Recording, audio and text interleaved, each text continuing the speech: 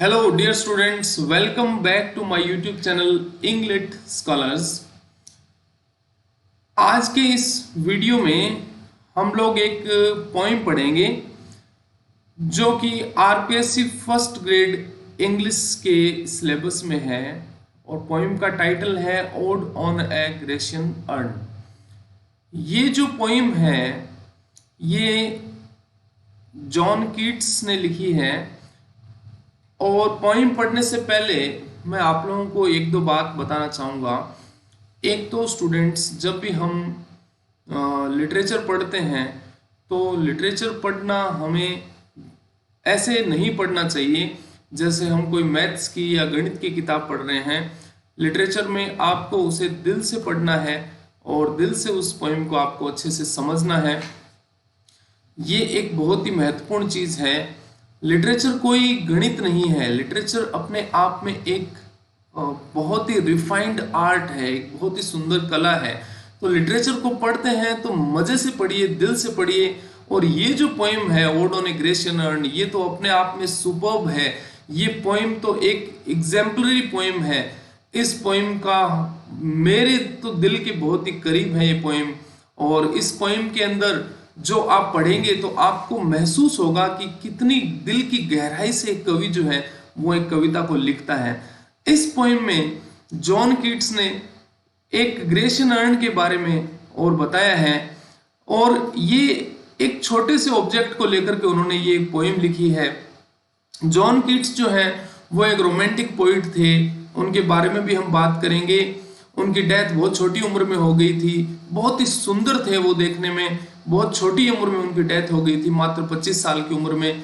Grecian earn के बारे में उन्होंने लिखा है और उस अर्न के ऊपर जो चित्रकारी की हुई है, उस चित्रकारी को देख करके क्या कल्पना लोक का वर्णन उन्होंने किया है, किन कल्पनाओं में वो खो जाते हैं और कितना एक संवेदनशील हृदय एक कवि का होता है।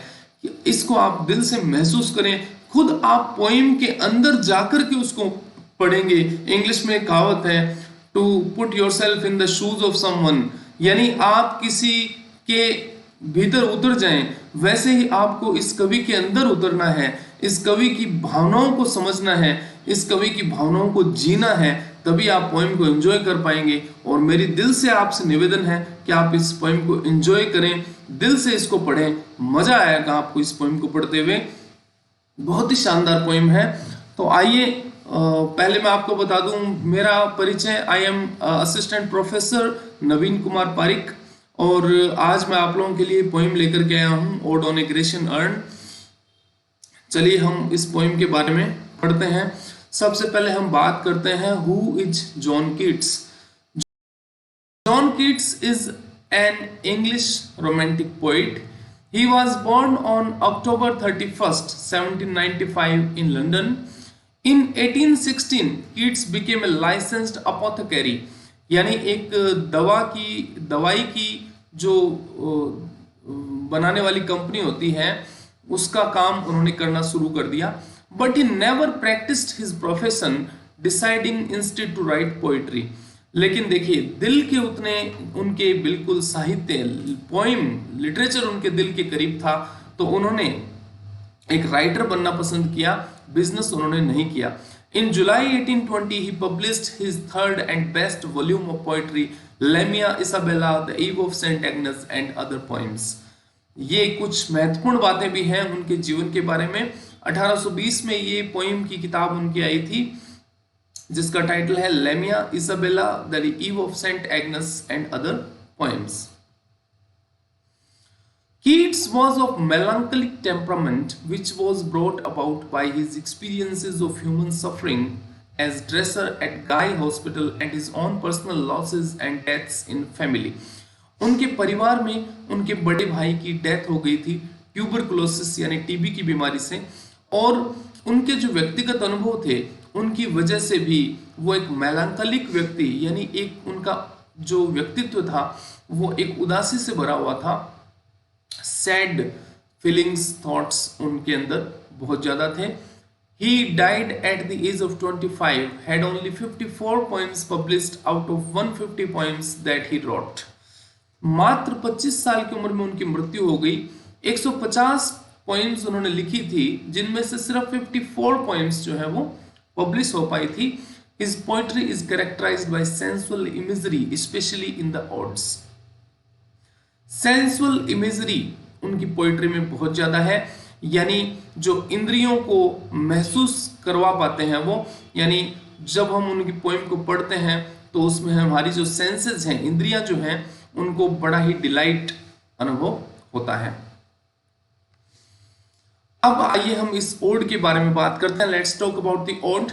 It is the third of the 5 great odes of 1819, which are generally believed to have been written in the following order: Psyche, Nightingale, Grecian Urn, Melancholy and Autumn. ये क्रम है उनके ओड्स का। जो 5 ओड उन्होंने लिखे हैं बहुत ही फेमस हैं ये: Ode to Psyche, Ode to Nightingale, Ode on a Grecian Urn, Ode on Melancholy and Ode to Autumn. He conveys his philosophy about art, beauty and love. इस पोइम में उन्होंने अपने दर्शन यानी सौंदर्य के बारे में, प्रेम के बारे में, कला के बारे में उनका क्या सोचना है वो इस पोइम में उन्होंने बताया है। Written in 10 line stanzas in iambic pentameter with a rhyme scheme of AB, AB, CDE, CDE and is thus Horatian. ये जो ओड है इसमें उन्होंने आइएम्बिक पेंटामीटर काम में लिया है, राइम स्कीम इसकी AB, CDE, CDE है, और ये एक होरेशियन ओड है। यानी ओड का प्रकार की हम बात करें कि किस प्रकार का ओड है, तो ये एक होरेशियन ओड है। अब आइए हम इस पोएम के बारे में थोड़ा और डीपली डिस्कस करते हैं। ये जो ओड है, odd on A Grecian earn, तो सबसे पहले आइए हम बात करते हैं अर्न किसे कहते हैं।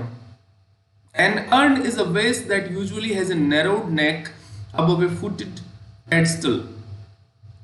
ये जो चित्र आप देख रहे हैं, अर्न जिसे हम हिंदी में कलश कहते हैं, इसका एक पेडेस्टल होता है, यानी नीचे एक स्टैंड होता है और ऊपर एक इसकी जो नेक है, गर्दन जो है वो थोड़ी संकड़ी होती है, सुराही की तरह आप मान सकते हैं। In classical terms an urn is a large decorative covered container of wood metal pottery. तो ये डेकोरेटेड होता है, यानी इस पे चित्रकारी बनाई भी होती थी पुराने जमाने में। इसको बहुत ही सुंदर तरीके से सजाया जाता था, बनाया जाता था। It was written in 1819 and published in 1820. It is one of Keats' 5 great odes. Structural pattern with each stanza containing 10 lines and 10 syllables. Her stanza में 10 लाइनें हैं और 10 सिलेबल हर लाइन में हैं। The first 4 lines of each stanza are written in Shakespearean-based quatrain and the last 6 lines are a Miltonic-based sestet. पहले जैसे Shakespeare quatrain लिखते हैं वैसे है 4 लाइनें, और मिल्टन जैसे सेस्टेट लिखते हैं 6 लाइनों का, वैसी 6 लाइनें अंत में हैं हर स्टेंजा में। ओड किसे कहते हैं? The word ode is of Greek origin meaning song. Ode Greek शब्द है जिसका अर्थ होता है song. An ode is a poem of a noble feeling and expression of dignity to someone something loved. ये इसकी डेफिनेशन है। किसी महान विचार, किसी महान व्यक्ति के बारे में, या किसी जिससे कवि प्रेम करते हैं उसके बारे में एक बहुत ही उदात्त, एक बहुत ही श्रेष्ठ स्तर की पोएम होती है जिसे ओड कहते हैं। इट मे बी रेगुलर और irregular on its verse form depending upon the emotional needs of its subject. 2 तरह के होते हैं, रेगुलर और इरेगुलर ओड्स। ये जो odd on A Grecian earn है, इसमें उन्होंने ह्यूमन लाइफ और आर्ट के बीच में कंपैरिजन किया है। ये एक बात आपको बहुत ही अच्छे से समझनी है कि ये जो पोएम है इसमें कवि कला और मानव जीवन के बीच में तुलना करते हैं। He compares human life with arts. He says that arts is permanent and human life is transitory. यानी मनुष्य का जीवन क्षणभंगुर है, जबकि कला जो है वो परमानेंट है, हमेशा के लिए है, उसका महत्व कभी कम नहीं होता है। ह्यूमन लाइफ में क्या क्या होते हैं? एजिंग यानी बुढ़ापा, चेंजेस होते हैं, फाइनाइट लव यानी प्रेम बड़ा ही सीमित है, डेथ मृत्यु होती है, डिके पतन होता है, डेस्परेशन यानी निराशा और हताशा, ये मनुष्य के जीवन में होते हैं।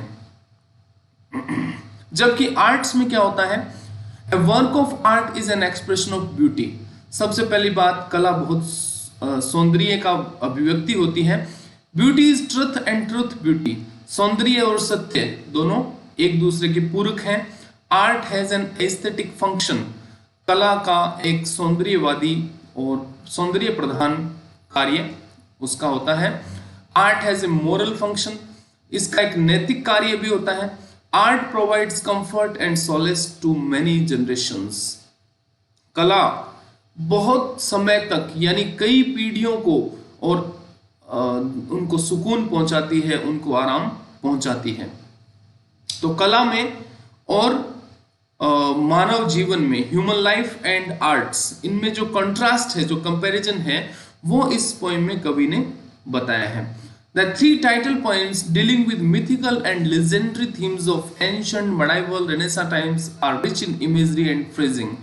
तीन जो पोइम उनकी है, Ode on a Grecian Urn, Ode on Melancholy, Ode to Nightingale, इनमें बहुत ही सेंसुअस इमेजरी है, यानी इंद्रियों को प्रभावित करने की उनमें बहुत गजब की क्षमता थी, और उसको इस पोइम में भी हम देख पाएंगे।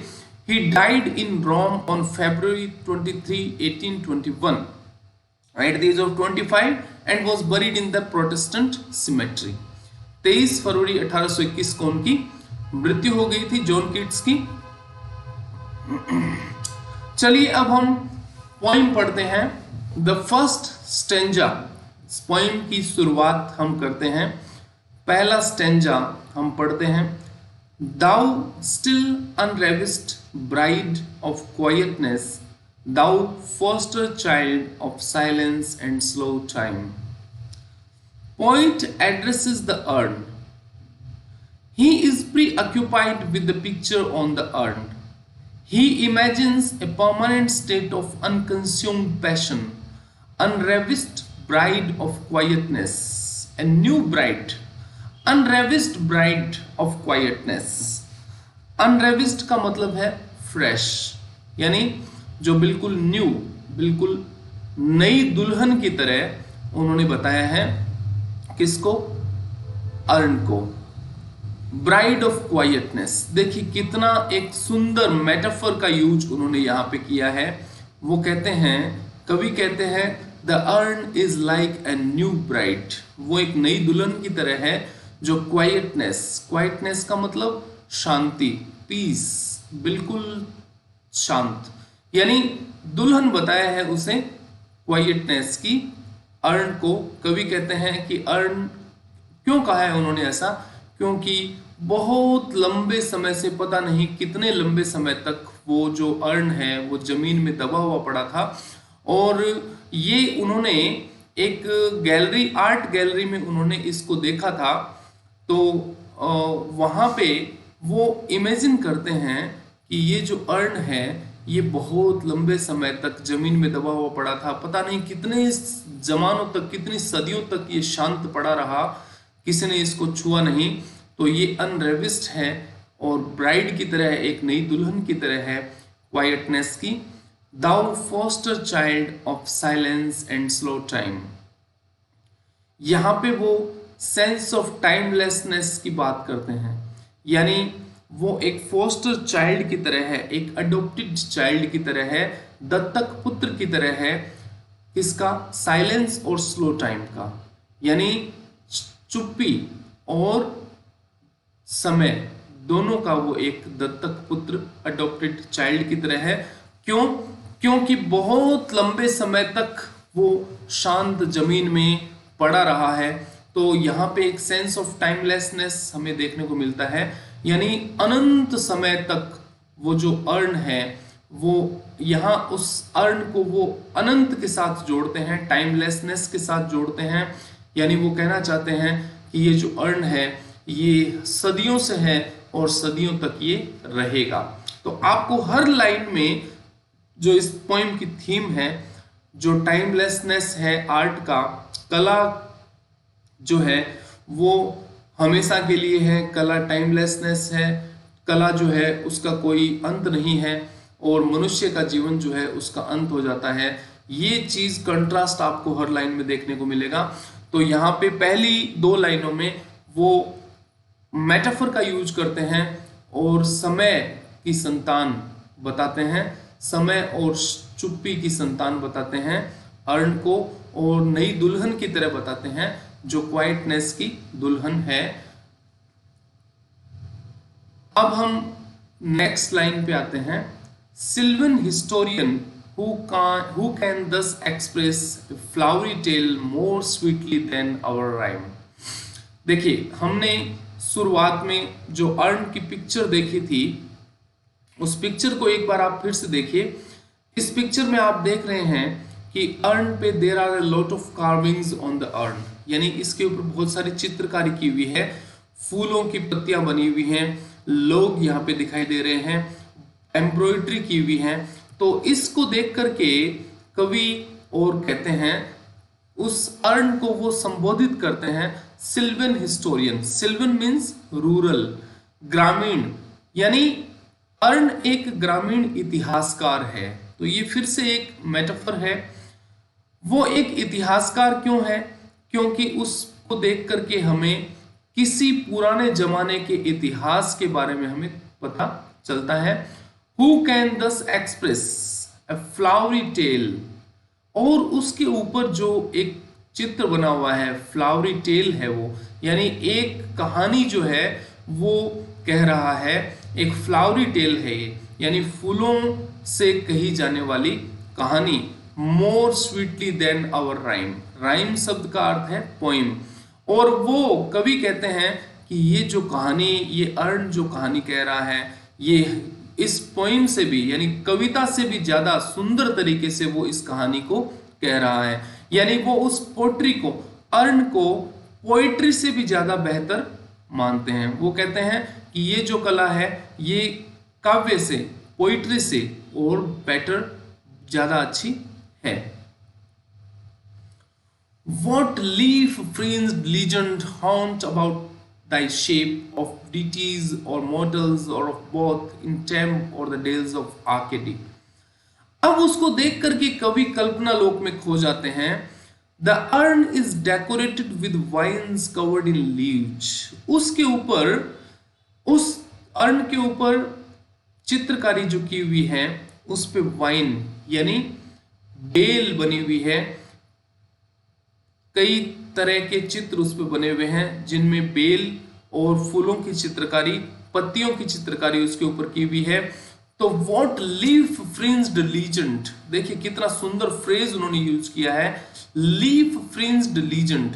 लीफ फ्रिंज्ड का मतलब हो गया बॉर्डर्ड विथ लीव्स, यानी जो एक लीजेंड है, ये अपने आप में एक लीजेंड है, यानी एक महान कहानी, महान कथा है जो इस पे बनी हुई है, उकेरी हुई है, इस अर्न के ऊपर बनाई हुई है।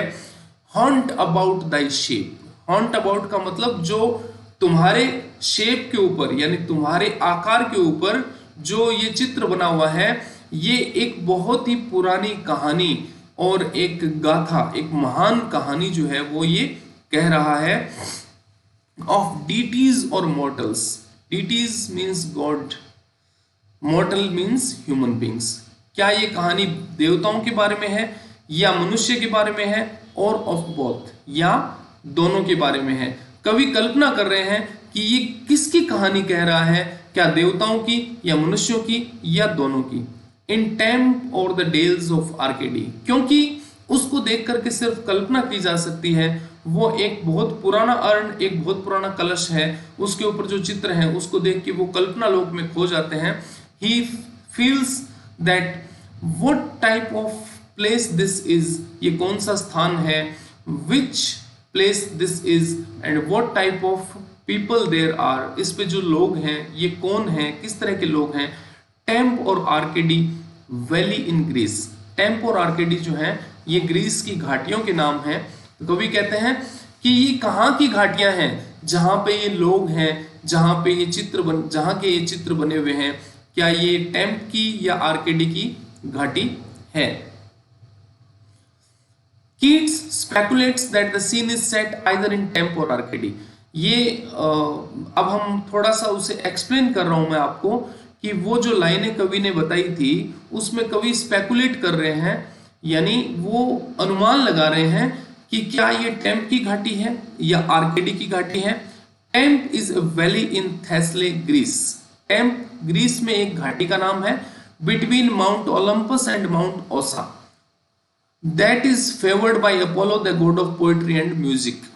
जो ओलंपस और ओसा जो पहाड़ है उनके बीच की जो घाटी है, जिन पे कहा जाता है कि काव्य के और संगीत के जो देवता है अपोलो, वो और वहां रहते हैं, उस घाटी का नाम है टेम्प। तो अब वो कल्पना कर रहे हैं कि ये जो चित्र इस अर्न पे बना हुआ है, क्या ये टेम्प घाटी का है या आर्केडी घाटी का है। आइए अब हम नेक्स्ट पोइम का पार्ट देखते हैं, आगे पोइम को पढ़ते हैं। What men or gods are these? What maiden loth? What mad pursuit? What struggle to escape? What pipes and timbrels? What wild ecstasy? यहाँ पे कवि जो अलग अलग दृश्य हैं, different types of scenes that are etched on the urn are described in this lines. अलग अलग दृश्य क्या बने हुए हैं, उसपे पुरुष और स्त्रियां बनी हुई हैं। व्हाट मैन और गॉड, क्या ये इंसान है या देवता है। व्हाट मेडन लॉथ, लॉथ का मतलब घृणा करना। तो ये जो औरतें हैं ये किससे बचने का प्रयास कर रही हैं। लॉथ का मतलब किससे ये और दूर जाने का प्रयास कर रही हैं। व्हाट मैड परस्यूट, परस्यूट का मतलब पीछा करना। तो ये क्या और कौन है जो पीछा कर रहे हैं, जो पुरुष हैं वो महिलाओं को परस्यू कर रहे हैं। व्हाट स्ट्रगल टू एस्केप, और ये कौन है जो बचने का स्ट्रगल कर रही हैं, यानी बचने का प्रयास कर रही हैं। What pipes and timbrels, what pipes and timbrels, pipes का मतलब फ्लूट्स और टिम्ब्रेल्स का मतलब ड्रम। तो वहां पे कुछ लोग जो हैं, कुछ जो उस पे चित्र बने हुए हैं, वो कुछ पाइप्स फ्लूट प्ले कर रहे हैं, कुछ टिम्ब्रेल यानी ड्रम बजा रहे हैं। तो कौन है ये लोग, कहां से आए हैं, क्या कर रहे हैं। व्हाट वाइल्ड एक्सटेसी, और ये क्या एक्सट्रीम इमोशन ऑफ जॉय, यानी क्या और एक्सटेसी है, कितना उत्साह इनमें है, कितना पागलपन, कितना प्रेम और उत्साह इन लोगों में दिखाई दे रहा है। तो कवि इमेजिन करते हैं कि ये क्या हो रहा है, कौन ये लोग हैं, क्या करने का, क्या कर रहे हैं, क्या यहाँ पे कोई उत्सव चल रहा है, क्या यहाँ पे कोई फंक्शन चल रहा है। तो पोइट इमेजिन कर रहे हैं कि यहाँ पे क्या हो रहा है। Heard melodies are sweet, but those unheard are sweeter. Therefore, ये soft pipes play on. अब ये जो नेक्स्ट लाइन है पोएम की, ये अपने आप में बहुत ही हॉलमार्क है उनकी पोइट्री का। वो कहते हैं हर्ड मेलेडीज आर स्वीट, जो स्वर सुनाई देते हैं वो मधुर होते हैं, लेकिन अनहर्ड मेलोडीज जो सुनाई नहीं देते हैं वो और भी मधुर होते हैं। यानी उस अर्ण के ऊपर जो चित्र बने हुए हैं, जिनमें जो लोग म्यूजिक प्ले कर रहे हैं, कोई फ्लूट बजा रहा है, कोई ड्रम बजा रहा है, तो वो संगीत सुनाई तो नहीं दे रहा है कानों से, लेकिन वो आत्मा से सुनाई दे रहा है। कवि अपने मन से उस संगीत को सुन रहा है और वो उन्हें कहते हैं देयरफॉर ये सॉफ्ट पाइप्स प्ले ऑन। तो वो कहते हैं कि उन संगीतकारों को वो कहते हैं कि तुम अपने संगीत को प्ले करते रहो, इस मधुर धुन को तुम बजाते रहो, क्योंकि ये बहुत ही मधुर लग रही है कवि की आत्मा को। Not to the sensual ear, but more endeared, pipe to the spirit deities of Noton. अब ये जो संगीत कवि कह रहे हैं कि ये कानों से नहीं सुनाई दे रहा है, बल्कि आत्मा को सुनाई दे रहा है। सेंसुअल ईयर, फिजिकल ईयर, जो हमारे कान हैं वो तो उस संगीत को नहीं सुन सकते हैं, बट मोर एंडियर्ड, लेकिन इसे बहुत ज्यादा प्रेम हम कर सकते हैं। स्पिरिट डिटीज, डिटीज का मतलब है short song of no tone, यानी ऐसे गीत जिनमें कोई ध्वनि नहीं है। अब ये अपने आप में एक पैराडॉक्सिकल है कि ऐसा संगीत जिसमें कोई धुन नहीं है, कोई ध्वनि नहीं है, लेकिन ये जो संगीत है ये बहुत ही एंडियरिंग है, बहुत ही मधुर है, बहुत ही प्रिय है, हमारे कानों को नहीं बल्कि हमारी आत्मा को, स्पिरिट को ये ध्वनि बहुत ही ज्यादा मधुर लग रही है। तो कवि कहते हैं कि इस धुन को तुम बजाते रहो, इस संगीत को तुम बजाते रहो। Fair youth beneath the trees thou cannot leave thy song nor ever can those trees be bare। एक चीज कंटिन्यूअसली इसमें आपको देखने को मिलेगी, the poet is comparing the permanence of art and the transitoriness of human life. जीवन की क्षण भंगुरता और कला की परमानेंस जो है उसको वो लगातार कंपेयर कर रहे हैं। अब एक और चित्र उन्हें दिखाई देता है जिसमें a young lead lying under the tree is singing for his beloved, यानी एक युवा लड़का जो है वो पेड़ के नीचे लेटा हुआ अपनी प्रेमिका के लिए गीत गा रहा है। तो कवि इमेजिन करते हैं कि उसका गीत कभी समाप्त नहीं होगा, thou can not leave thy song. अब हर बार कवि को यह लगता है कि वो अपने गीत को समाप्त नहीं करेगा, यानी कवि के व्यक्तिगत जीवन, the personal life of the poet जो है वो बीच बीच में हमें ध्यान होनी चाहिए कि जो कवि है उसके बड़े भाई की भी डेथ हो गई थी और उनको खुद को भी टीबी की बीमारी थी। तो वो बार बार कंपेयर करते हैं कि मनुष्य का जीवन तो कभी भी नष्ट हो सकता है, लेकिन ये जो गीत इस अर्ण के ऊपर ये जो लड़का बैठ के गा रहा है ये कभी खत्म नहीं होगा। और नोर दोज ट्रीज बी बेयर, और जो पेड़ हैं वो कभी बेयर नहीं होंगे, यानी उनकी पत्तियां कभी नहीं झड़ेंगी, कभी नहीं गिरेंगी, वो हमेशा हरा भरा रहेगा।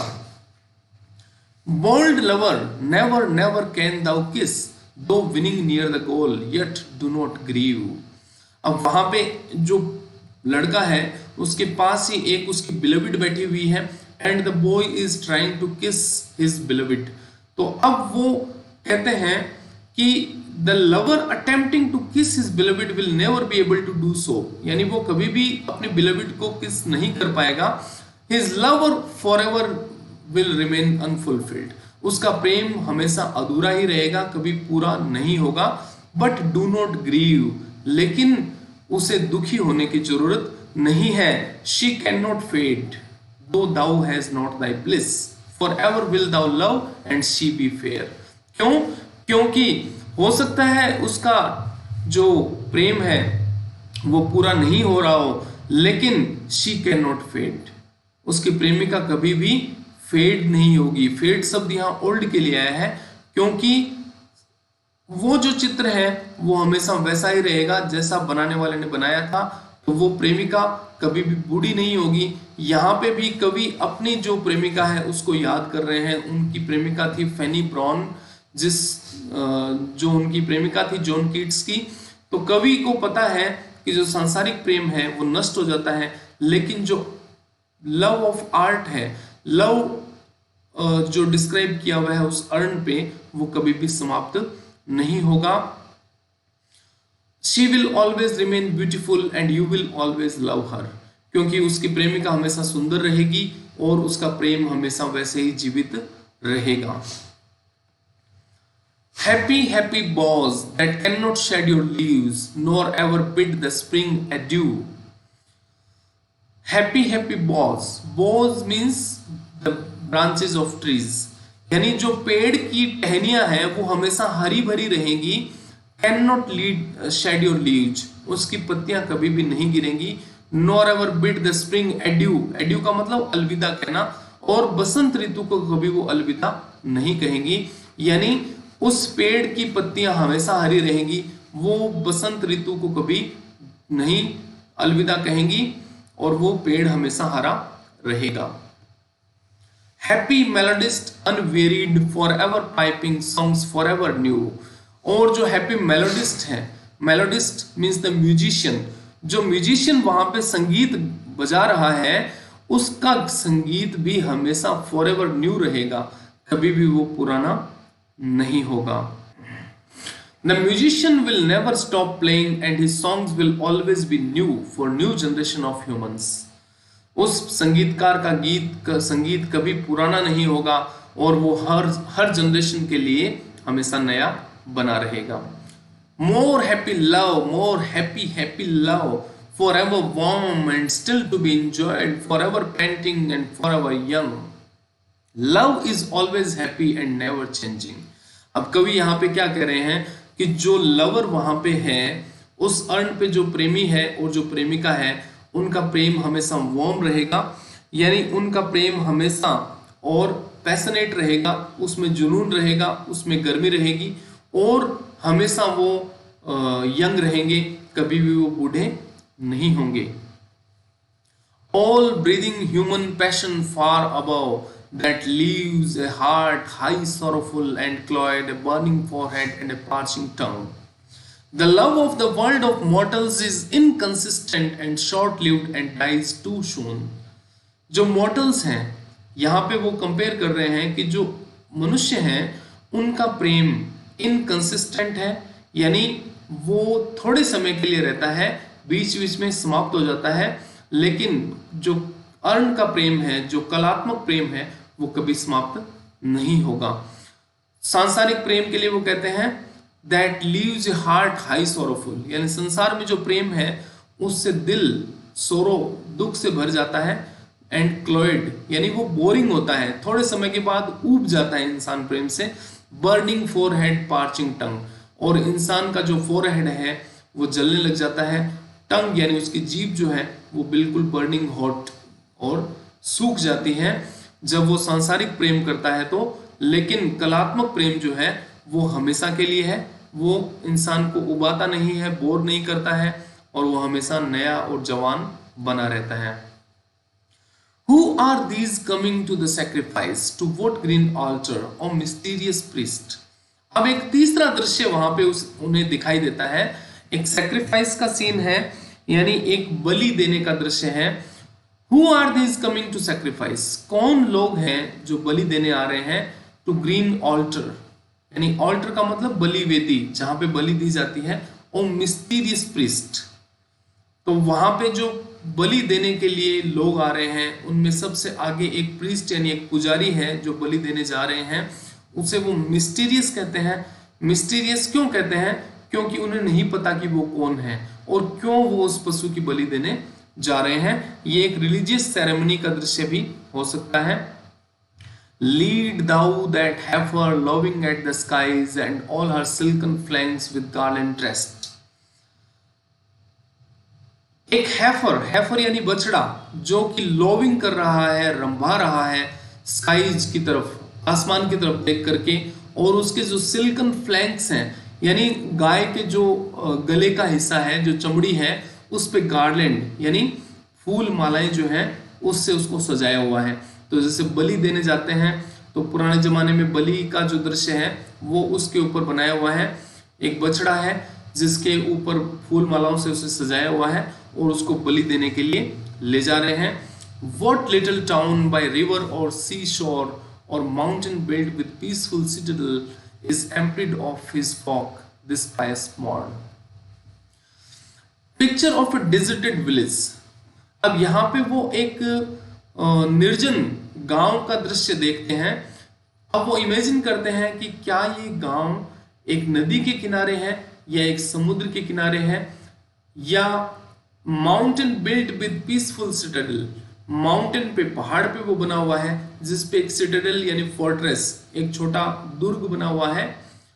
एम्प्टीड ऑफ दिस फोक, और वहां के जो फोक हैं यानी पीपल जो है, उस गांव के लोग जो हैं, उन्होंने उस गांव को खाली कर दिया है, एम्प्टी कर दिया है। दिस पायस मॉर्न, इस होली मॉर्निंग पे। अब उस मॉर्निंग को होली क्यों कहा है?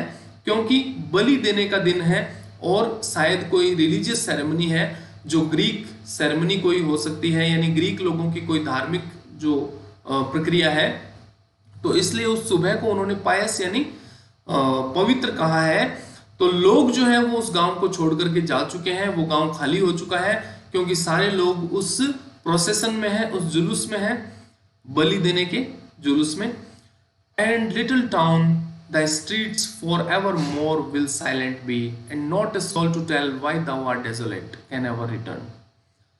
अब कवि कहते हैं कि उस गांव की गलियां हमेशा खाली रहेंगी और हमेशा साइलेंट रहेंगी, और एक भी व्यक्ति कभी वापस नहीं आएगा ये बताने के लिए कि क्यों ये गांव खाली है, निर्जन है। तो ये भी कवि इमेजिन करते हैं कि the village never be full of people, क्योंकि वो गांव अब लोगों से कभी नहीं भरेगा। तो कला का जो नकारात्मक पक्ष है वो यहाँ पे कवि ने बताया है कि कला में जो अच्छाई है, जो खुशी है वो भी परमानेंट है, तो जो दुख है वो भी परमानेंट है। अब वो गांव लोगों से कभी नहीं भरेगा, हमेशा खाली ही रहेगा। O Attic shape, fair attitude, with braid of marble men and maidens overwrought with forest branches and the trodden wheat.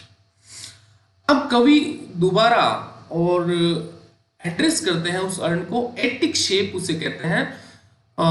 Attic का मतलब, एटिका नाम की एक सिटी थी, ग्रीक सिटी थी, ग्रीस का एक शहर है एटिका नाम का, तो उसे वो एटिक कहते हैं क्योंकि वो अर्ण है वो शायद ग्रीस का है, एटिका नाम की जगह का है, कवि ऐसे कल्पना कर रहे हैं।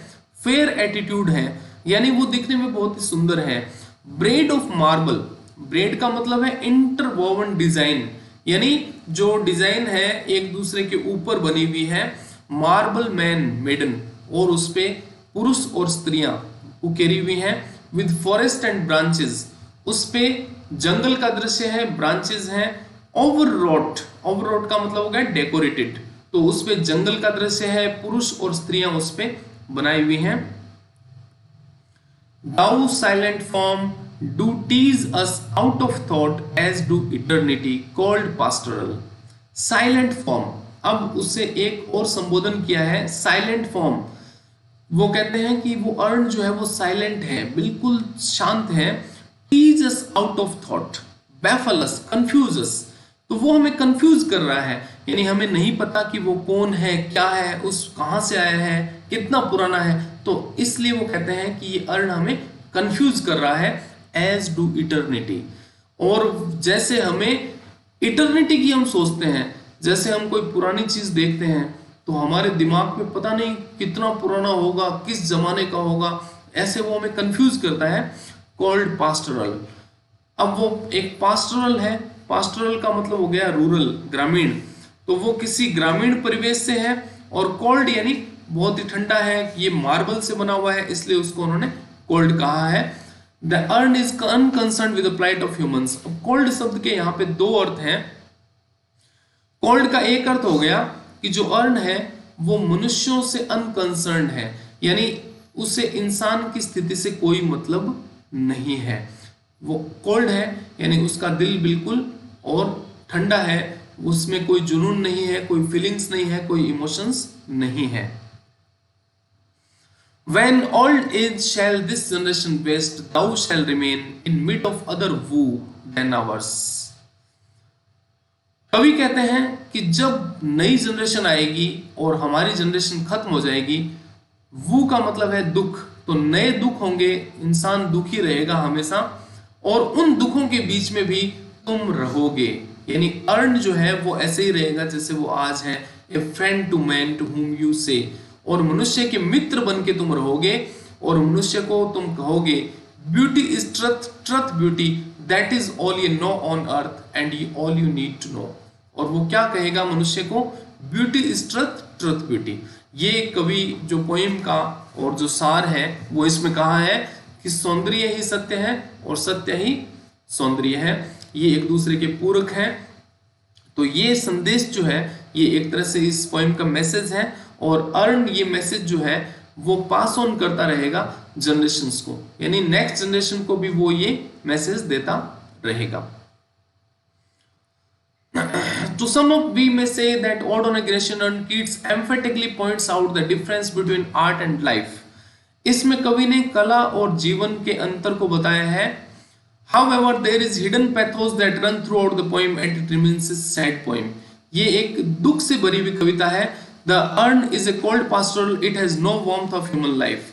वो एक cold pastoral है, उसमें मनुष्य के जीवन के लिए कोई भावनाएं नहीं है। तो ये इस पोएम में कवि ने बताया है।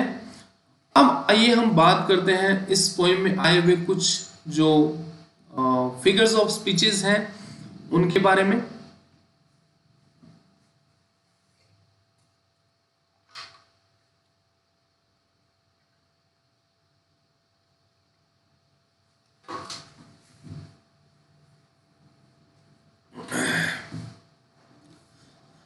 One by one, we shall read the figures of speeches used by the poet. Enjambment. When a line is not punctuated and runs on to the next line. देखिए, जब कोई लाइन कविता की एक लाइन में उसका अर्थ पूरा नहीं होता है, दूसरी लाइन में जाके अर्थ पूरा होता है, तो उसे हम कहते हैं एंजम्मेंट। एक इसमें नियम ये है कि इसमें पंक्चुएशन मार्क नहीं होता है, यानी कोमा, फुल स्टॉप वगैरह नहीं होता है, सीधा लाइन का अर्थ पूरा नहीं होता है, अगली लाइन में उसका अर्थ पूरा होता है। उदाहरण देखते हैं हम। Happy happy boughs that can not shed your leaves nor ever bid the spring adieu. तो देखिए, कैन नॉट शेड के बाद कोई कोमा या फुल स्टॉप वगैरह नहीं है, अगली लाइन में जाके इसका अर्थ पूरा हो रहा है। तो ये जो फिगर ऑफ स्पीच है इसे हम कहते हैं एंजम्मेंट। तो इस पोएम में यहाँ पे और भी एक दो जगह एंजम्मेंट का प्रयोग कवि ने किया है। अगला जो हमारा फिगर ऑफ स्पीच है पर्सनिफिकेशन। आप जानते होंगे पर्सनिफिकेशन में ह्यूमन एट्रीब्यूट्स दिए जाते हैं इनएनिमेट थिंग्स को, यानी निर्जीव चीजों को और सजीव की तरह दिखाया जाता है। Thou still unravished bride of quietness, thou foster child of silence and slow time। तो अर्ण को दुल्हन बताया गया है, बच्चा बताया गया है, साइलेंस का, स्लो टाइम का, सिल्वियन हिस्टोरियन बताया गया है, ग्रामीण इतिहासकार कहा गया है। तो ये पर्सनिफिकेशन के एग्जाम्पल हैं। एक चीज महत्वपूर्ण है, ऑटोबायोग्राफिकल एलिमेंट इस पोएम में है। थर्ड स्टेंजा में जहां पे कवि कहते हैं she can not fade though thou has not thy bliss for ever will thou love and she be fair. जहां पे वो कहते हैं कि जो प्रेमिका है, उस अर्ण पे जो प्रेमी और प्रेमिका है वो कभी बूढ़े नहीं होंगे, उनका प्रेम कभी खत्म नहीं होगा। यहाँ पे कवि अपनी जो प्रेमिका है फैनी ब्राउन, उसकी याद उन्हें आ रही है। तो यहाँ पे ऑटोबायोग्राफिकल एलिमेंट है।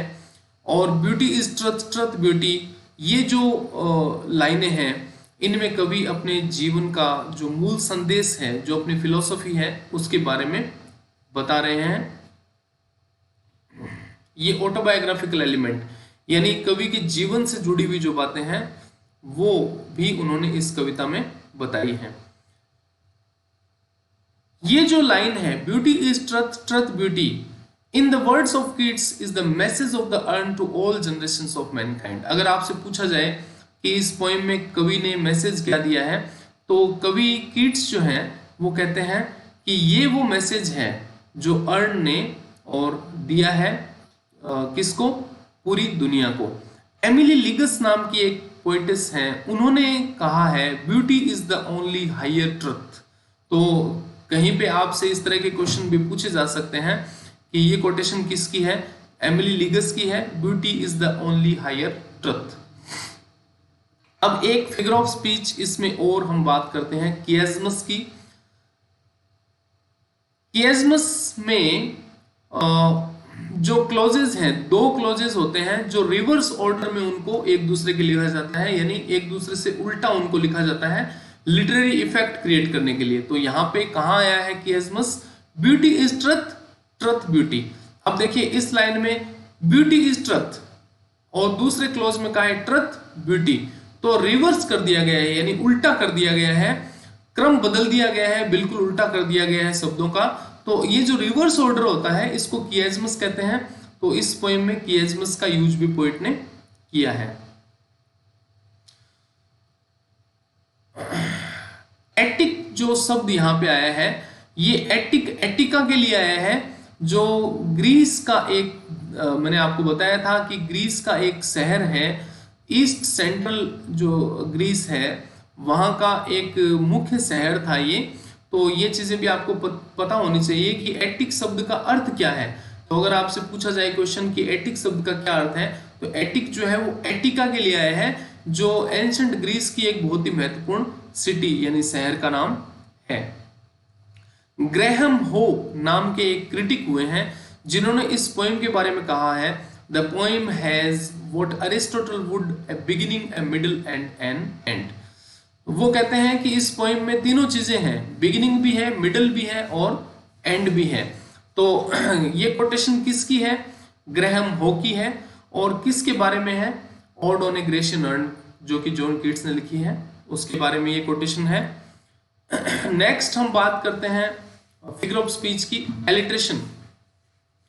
कॉन्सोनेंट साउंड का अगर रिपीटेशन होता है, यानी किसी शब्द के शुरुआत में कॉन्सोनेंट साउंड बार बार अगर किसी पोएम में आते हैं तो वो एलिट्रेशन होता है। मार्बल, मन, मेडन, तो इसमें एम का जो साउंड है वो बार बार रिपीट हो रहा है।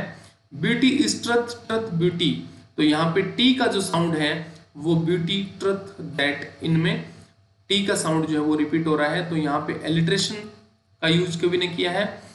एसोनेंस क्या होता है? वॉवल साउंड का रिपीटेशन जहां पे होता है, यानी जहां पे व्यंजन वॉवल्स का रिपीटेशन होता है वहां पे एसोनेंस होता है। Thou foster child of silence and slow time, तो इस लाइन को जब हम पढ़ते हैं तो ओ का जो साउंड है वो रिपीट हो रहा है। Thou foster child of silence slow time, O का जो साउंड है फोस्टर, स्लो, तो ओ का जो साउंड है वो रिपीट हो रहा है, तो यहाँ पे एसोनेंस का यूज कवि ने किया है। A happy happy boughs that can not shed, तो यहाँ पे हैप्पी हैप्पी, यहाँ ई का जो साउंड है वो रिपीट हो रहा है, तो इसलिए यहाँ पे भी एसोनेंस का यूज कवि ने किया है। तो ये क्वेश्चंस आपके फर्स्ट ग्रेड में आरपीएससी में पूछे जा सकते हैं सभी चीजों पे, जो भी मैं आपको बता रहा हूं कि इस लाइन में कवि ने कौन सा फिगर ऑफ स्पीच काम में लिया है, तो ये सारी चीजें आपको ध्यान रखनी है। सिजुरा, देखिए सिजुरा किसे कहते हैं?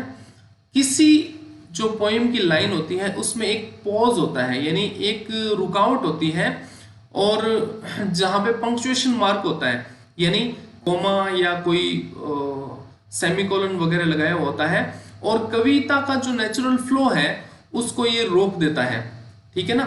सेमीकोलन या कोमा का यूज करके जहां पे बीच में पोज आ जाता है, यानी रुकावट आ जाती है, उसको क्या कहते हैं? सिजुरा कहते हैं।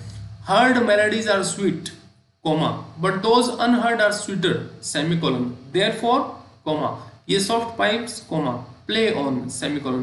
तो देखिए ये जो comma semicolon ये जो बार बार लगाए हैं ये रुकावट पैदा कर रहे हैं, तो इसको क्या कहते हैं?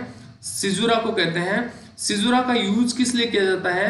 मोनोटोनस, यानी कविता को बोरिंग बनाने से बचाने के लिए, यानी बोरियत को दूर करने के लिए सिजुरा का यूज किया जाता है। तो फ्रेंड्स ये थी अपनी poem odd on Grecian earn.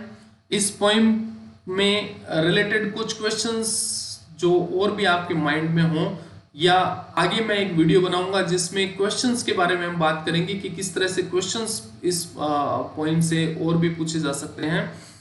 तो नेक्स्ट वीडियो में हम फिर से मिलेंगे, तब तक के लिए thanks lot. Subscribe to my YouTube channel and share with your friends. Thank you.